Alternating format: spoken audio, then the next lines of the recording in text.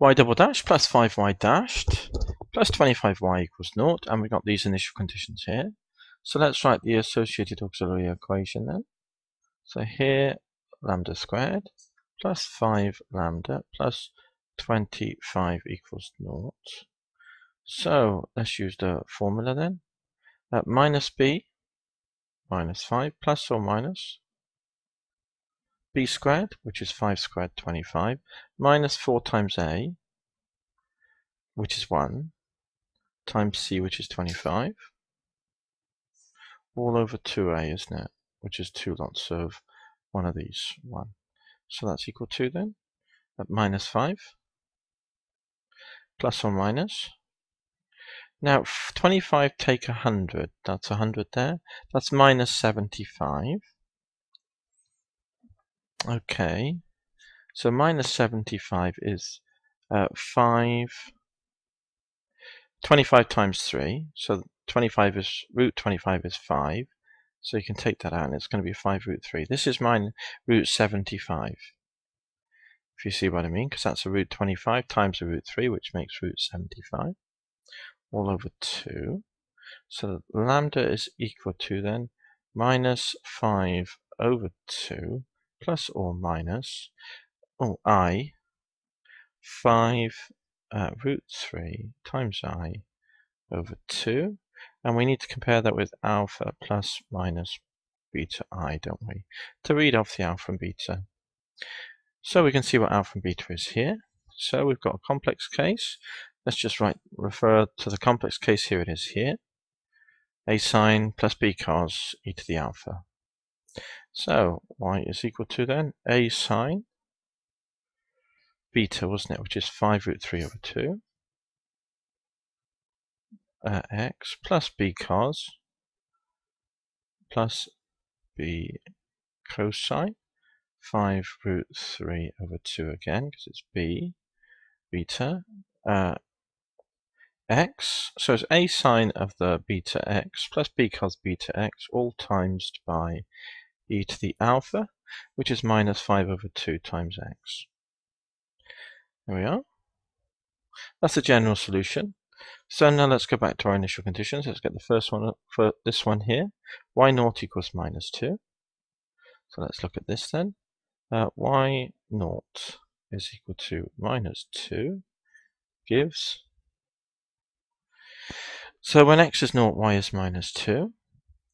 Now put x as 0 in here. Sine, this is 0, so sine 0 is 0. X is 0, so cos 0 here is 1, so that's going to be a b.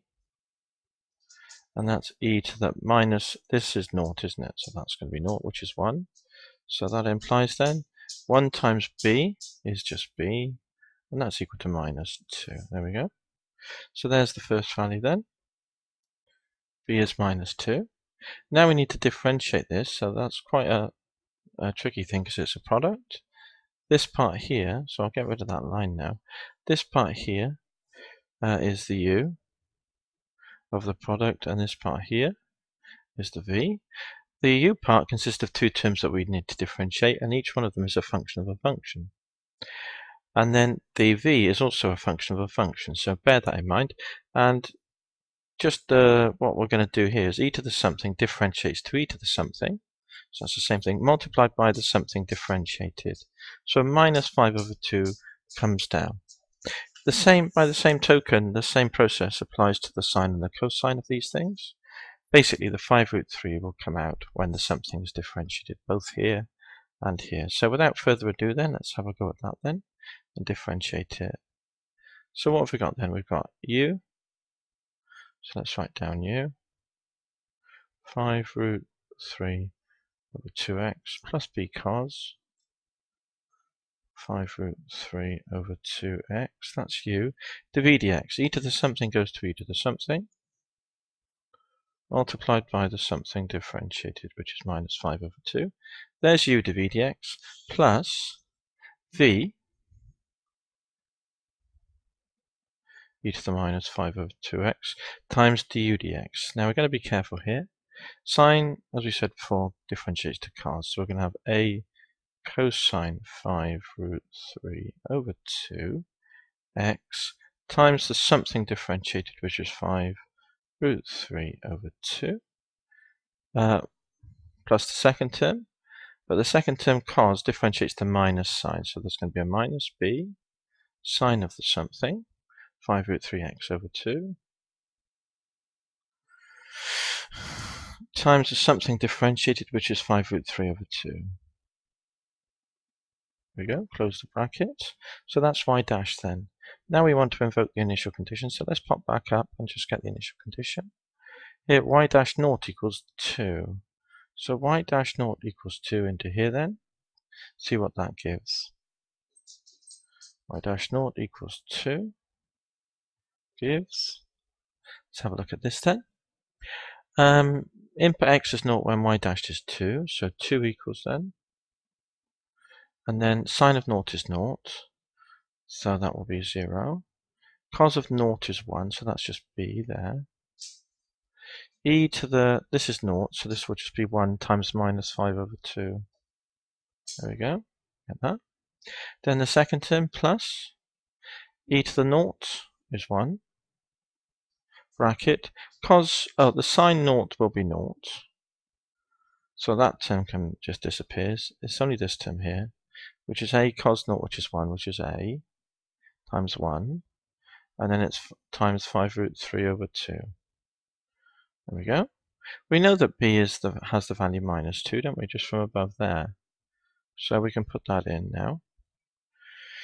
So that implies then, so we've got a 5 root 3 over 2, there's that term there, equals, it's going to be the 2 which is left there. This minus comes over with the b, come over to plus, so it's 5 over 2 times b, which we can now put in the value minus 2. And that equals to then, the 2's cancelled, 2 minus 5 is minus 3. So that tells us then, now let's move things around. A equals, move the 2 up to be with 3 to make minus 6. Move the 5 root 3 underneath, which equals minus, let's times root 3 top and bottom, 6 root 3 over 15.